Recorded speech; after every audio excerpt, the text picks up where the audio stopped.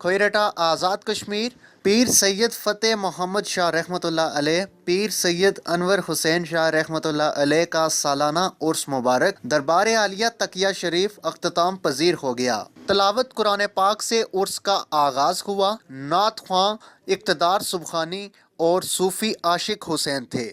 نقیب محفل کے فرائض ساجد آسی اور مخدوم سمر ہاشمی نے ادا کیے۔ خطیب مہمان خصوصی صغیر احمد قادری تھے اور عرس مبارک میں بڑی تعداد میں عوام علاقہ نے شرکت کی۔ پیر سید عنایت حسین شاہ سجادہ نشین دربار عالیہ تقیہ شریف نے خصوصی دعا بھی فرمائی۔